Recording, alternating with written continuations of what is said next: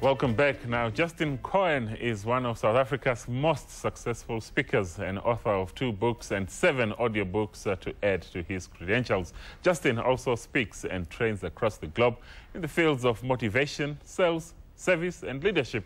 And Justin's latest feat is his 3rd book, The Astonishing Power of Story.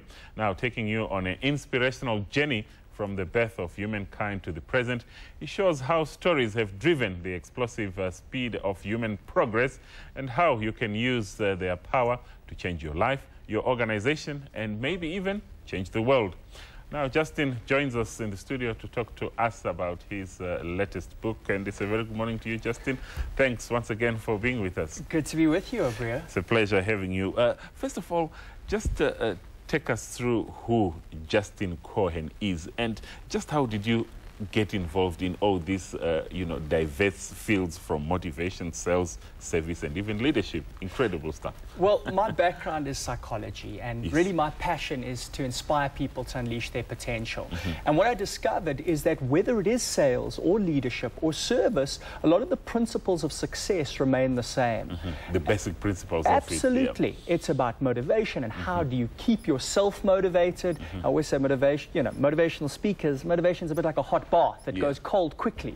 The key really is self-motivation. Are you able to motivate yourself? But one of the things that I realized, I've written a number of books in the personal development field, and then realized that having been on the professional speaking circuit for 10 years now, and whether it's New York, London, or Johannesburg, you often arrive at a conference, the CEO pulls out 15 slides with 42 bullet points on each one of them, and just loses the audience. And I began to see that there was a real need to show people who are out there communicating that, in fact, when all is said and done, what people really remember is the stories. The point is not to try and cover all this information, it's to uncover it. And of course, right here, it's all about the story. Yes, it is. Wonderful. And just take us through now this latest book, The Astonishing Power of Story. What are you trying to tell us here in this book?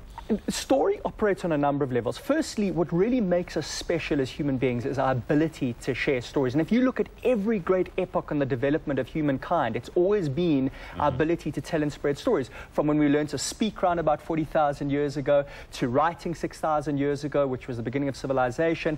And then even look in the past 40 years with the internet and email, we've seen an explosion of development. And that's largely because of our increasing ability to spread stories. And so one of the things that I've realized in successful organizations, they create forums where people can share success stories. So we don't just come and get an external speaker to do a data download, we actually get people to share what's been working. And when I see what worked for Joe, and not only do I recognize his excellence, but I also get an example that I can follow and that we can then replicate throughout the organization. Some of my clients are actually creating their own organizational Bibles where they actually collect these stories, and that becomes a blueprint of the way we do things around here. And what kind of subjects do you touch on in the book? Well, it really is pretty vast. I say change the world. Well, Ronald Reagan wasn't that motivated to do a whole lot about nuclear armaments until he saw a film, a fictional story called The Day After. And he said after he saw that film, a fictional story which just showed the tremendous horror of nuclear war in a way that facts didn't, he said, we have got to ensure that we do everything that we can to prevent a nuclear war. And thereafter led to the destruction of nearly 3,000 nuclear armaments. And he really gave credit to a story for that. There's so many incredible examples of how stories have inspired people because stories are emotional, they're memorable. And then, of course, if we look at why we buy one product over another, it's usually because of the story. Porsche Cayenne and a VW Touareg are the same car. They're built in the same factory, but the one is more than double the price. Because when you drive a Porsche, you're telling the world a story. I'm rich, young, and sexy.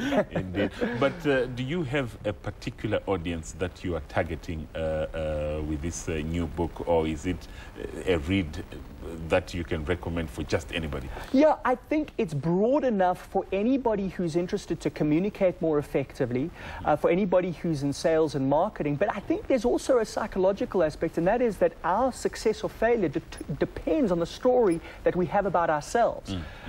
So if your story about yourself is that life is bad, you know, why bother, you're never going to achieve anything of any value, that story becomes a self-fulfilling prophecy, and you pretty much land up not achieving a whole lot. Whereas we see with people with an optimistic story, who are upbeat and positive, you find that they tend to actually fulfill that prophecy of themselves. So our story about who we are is enormously powerful, and I think that part of the book is really relevant to anybody who wants to transform their lives. Incredible. And when you are talking about motivation, for instance, because that's a subject that's of particular interest, I think, to many people. When you motivate people, do you tell them what they want to hear, or do you put the facts on the table and say, hey, you've got to change the way you are looking at things, and just how do you do it? You know, I think ultimately people, you know, the old joke, if you want something done, there's three ways. You can do it yourself, pay one, or forbid your teenagers. There's a teenager in every one of us. People don't like to be told what to do. And by the way, this, Aubrey, is the power of story, because stories don't tell you what to do. They let you walk in the shoes of somebody else, and if that person that you walk in the shoes of achieves a successful result, you are then inspired to do it yourself. I always say, you know, do you want to go to the shops and be sold? Probably not. But do you want to buy things? Sure. Indeed. And stories inspire us to make that decision, to take that choice on our own. So ultimately, when it comes to motivation, all I can do is provide people with tools to motivate themselves. Wow, incredible, very interesting. And we know that you are having a book giveaway. Is this part of the book that will be given away? Absolutely. We've got a few copies, and if anybody would like those copies, absolutely. They can email in, and we'll take the first 3 and get them a copy of the book. And is there a website where they can get that information? Absolutely. www.biglittlestories.com. Biglittlestories.com. We've also got a bunch of inspirational stories on that site, which I'm sure that your viewers will be keen to have a look at. And if they email us, they will be sure to get the first 3 people a copy of the book. Oh, well, I'm sure they certainly will. And if you want more on that, go then to www.biglittlestories.com.